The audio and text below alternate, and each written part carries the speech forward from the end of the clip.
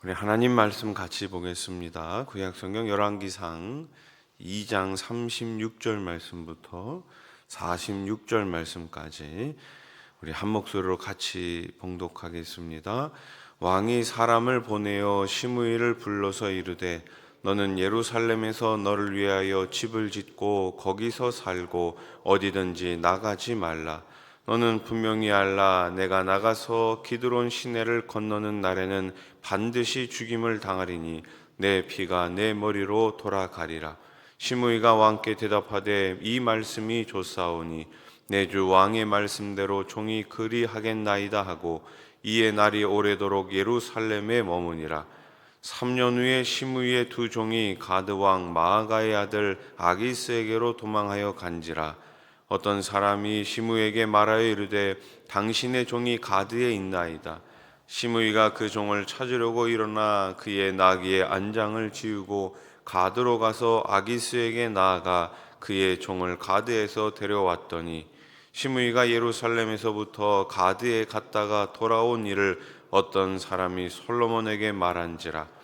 왕이 사람을 보내어 시므이를 불러서 이르되 내가 너에게 여호와를 두고 맹세하게 하고 경고하여 이르기를 너는 분명히 알라. 내가 밖으로 나가서 어디든지 가는 날에는 죽임을 당하리라 하지 아니하였느냐.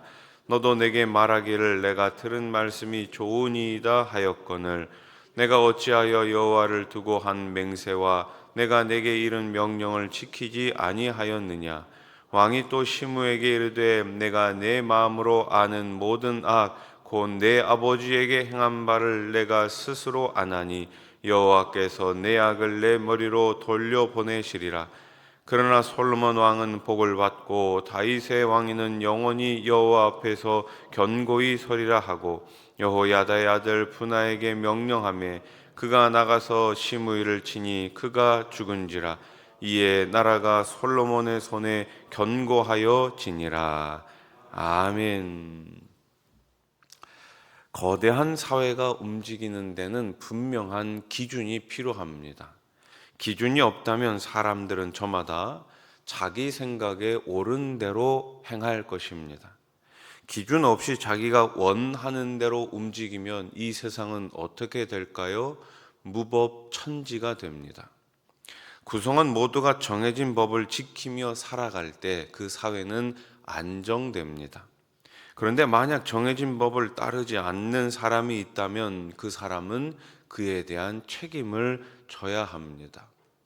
신호등이 아주 작은 것 같지만 분명한 기준이 되지요. 운전하는 사람에게도 기준이 되고 보행자에게도 기준이 됩니다. 기준을 잘 지키면 운전자도 행복하고 보행자도 행복합니다. 그러나 그 기준, 그 신호등을 지키지 않으면 불행해지는 것이죠. 오늘 본문에 등장하는 시므이는 아니란 생각에 빠져 약속을 어기고 그 결과 자신의 생명을 지키지 못합니다. 다윗은 솔로몬의 왕위가 견고하도록 시므이가 가진 위험성을 경고하는 유언을 솔로몬에게 남기죠. 솔로몬은 시므이의 거주지를 예루살렘으로 제안합니다. 시므이는 그 역시 좋게 이를 받아들입니다. 38절 말씀. 시므이가 왕께 대답하되 이 말씀이 좋사오니 내 주 왕의 말씀대로 종이 그리하겠나이다 하고 이에 날이 오래도록 예루살렘에 머무니라. 아멘. 솔로몬의 제안에 시므이도 어떻다고 얘기하는 거예요? 좋다고 얘기합니다. 그래서 그렇게 하겠다고 약속을 하죠. 시므이에 대한 솔로몬의 통제는 지혜로운 처신이었습니다. 아무런 기준 없이 사람을 벌주지 않았습니다. 절묘한 방식으로 통제하면서 동시에 은혜도 베풀었던 것이 바로 솔로몬 왕이었습니다. 성도는 사람을 대할 때 분명한 원칙과 기준으로 대해야 합니다. 부정적인 영향력을 가진 사람이 있다면 그가 공동체를 해하지 못하도록 적절히 통제하면서도 그에게 기회를 주는 것은 잊지 말아야 합니다. 마땅히 죽을 수밖에 없는 상황에서 시므이에게 내려진 주거제한 명령은 오히려 그에게는 은혜였습니다. 생명을 지킬 수 있는 기회였던 것이죠. 그래서 그도 좋다고 화답한 것입니다. 약속에 대해 알겠다라고 대답한 이후에는 그 약속을 지키는데 어떻게 해야 됩니까? 필요한 모든 노력을 다 해야 합니다. 약속에는 반드시 그에 대한 책임이 따라오지요. 세상에 가벼운 약속은 존재하지 않습니다. 성도는 이 약속의 무게를 중요하게 생각하고 또 말해야 하는 것입니다. 시므이는 예루살렘에만 머무르고 한 약속을 3년 만에 어깁니다. 도망간 종을 잡기 위해 벗어나서는 안 되는 예루살렘을 넘어 가드까지 다녀온 거예요. 이 일이 솔로몬의 귀에 들어갑니다. 우리 41절 말씀 같이 한번 읽겠습니다. 시므이가 예루살렘에서부터 가드에 갔다가 돌아온 일을 어떤 사람이 솔로몬에게 말한지라. 아멘. 시므이는 3년이라는 시간 동안 아마 마음이 느슨해진 것 같습니다. 그는 몇 년의 시간이 흘렀기 때문에 별일 없으리라는 그 안일한 마음을 가졌던 것이죠. 그러나 이 일이 솔로몬에게 그를 심판할 빌미를 제공합니다. 맹세의 약속을 어겼기 때문이죠. 그는 종을 찾았지만 자신의 생명을 잃게 됩니다. 작은 것을 얻기 위해 가지고 너무나 큰 약속을 지키지 못한 거예요. 약속과 이익 사이에서 성도는 약속을 지키는 일을 선택해야 합니다. 우리가 내일 모레는 이제 본투표가 있는 날이죠. 국회의원 선거가 있는 날입니다. 어떤 사람들이 국회의원이 돼야 될까요? 그래도 약속을 좀 잘 지키는 사람이 국회의원이 돼야 되지 않겠습니까? 내가 국회의원이 된다면 나를 국회로 보내주면 이러한 것들을 행하겠습니다. 이야기합니다. 그런데 사실 이 유권자들은 어떤 약속을 했는지 4년 동안 다 까먹어요. 그리고 4년이 지나면 또 어떻게 합니까? 또 뽑아달라고 이야기합니다. 물론 뭐 약속을 지키는 것도 있고 지키지 못하는 것도 있죠. 그러나 그 과정을 지켜보면 과연 이 사람이 이 약속을 지키려고 무슨 일을 했는가? 우리는 별로 관심이 없어집니다.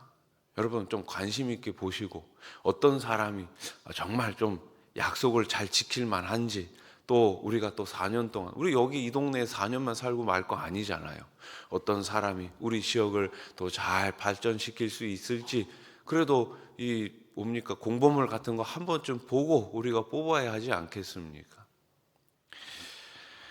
솔로몬은 시므이를 불러다 추궁합니다. 그는 시므이가 자신이 이 말씀이 좋다라고 했던 말을 그대로 인용하면서 그의 말에 책임을 지웁니다. 시므이는 여호와를 두고 한 맹세와 솔로몬의 명령을 모두 경솔히 여긴 것이죠. 44절 말씀 보세요. 왕이 또 시므이에게 이르되 내가 내 마음으로 아는 모든 악 곧 내 아버지에게 행한 말을 내가 스스로 아나니 여호와께서 내 악을 내 머리로 돌려 보내시리라. 아멘. 그가 왕과의 약속을 가볍게 여긴 근본적 이유는 바로 불신앙입니다. 그가 여호와를 경외하는 자였다면 애초에 다윗을 저주하지도 않았을 것입니다. 내면의 죄는 언젠가 이처럼 행동으로 옮겨져서 그 사람을 멸망에 이르도록 만듭니다. 시므에 대한 심판을 단행한 후에 이스라엘은 더욱 견고해집니다. 46절 말씀, 여호야다의 아들 분하에게 명령하며 그가 나가서 시므이를 치니 그가 죽은지라. 이에 나라가 솔로몬의 손에 견고하여 지니라. 아멘. 방해 요소가 사라지면, 악이 사라지면 공동체는 견고해집니다. 교회 안에서 가장 경계해야 되는 것이 무엇입니까? 그것은 바로 죄악입니다. 사단 앞에 우리들의 이런 은혜, 우리들의 이런 충성, 우리들의 이런 약속, 우리들의 이런 성실함을 빼앗기지 마시기 바랍니다. 죄에게 지지 마시고 선으로 그 악을 이기시기 바랍니다. 계속해서 사단은 교회 공동체를 무너뜨리려고 온갖 수단과 방법을 동원해서 공격해 옵니다. 이 공격은 한 번 공격하고 마는 게 아니에요. 그래서 우리는 끝까지 우리 주님께서 주신 말씀을 나의 무기로 삼고 힘으로 삼고 언제든지 이 악을 물리쳐야 할 줄로 믿습니다. 공동체가 견고해지도록 그래서 우리는 계속해서 하나님께 지혜를 달라고 기도해야 하는 것이죠. 하나님 보시기에 바른 원칙을 세우고 지켜나간다면 공동체는 시간이 지날수록 건강해집니다.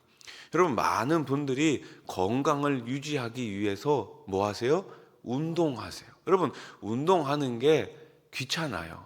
운동하는 게 할 때는 좀 힘들어요. 그런데 어떻습니까? 하루가 지나고 이틀이 지나고 꾸준히 운동을 하게 되면 나도 모르는 사이에 건강이 유지되는 것 아니겠습니까? 처음에는 힘들 수 있습니다.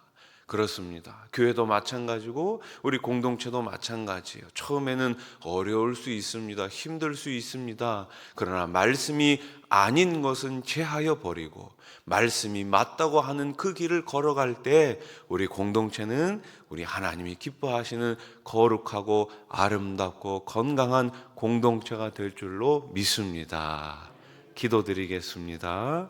하나님 아버지 감사합니다. 오늘 하루도 주님 전에서 하루를 시작합니다. 우리 수원아산교회 지난 47년 동안 건강하게 지켜주시니 감사합니다. 말씀을 더욱 사랑하게 하시고 성도 안에 더욱더 아름다운 교제가 넘치는 우리 교회가 되게 해 주시옵소서. 교회에 주신 귀한 사명 땅끝까지 이르러 내 증인이 되리라고 말씀하셨습니다. 이곳 정자동을 복음으로 변화시키고 수원시와 우리 한국과 또 멀리 해외에 나가는 우리 선교사님들까지 우리가 보내는 선교사로 나가는 선교사로 계속해서 동역하는 교회가 되게 해 주시옵소서. 이제 내일 모레는 우리 국회의원을 선거를 뽑는 본투표가 있습니다. 하나님을 두려워하고 백성을 사랑하는 그런 마음을 가진 의원들이 국회에 들어갈 수 있도록 우리 하나님 세워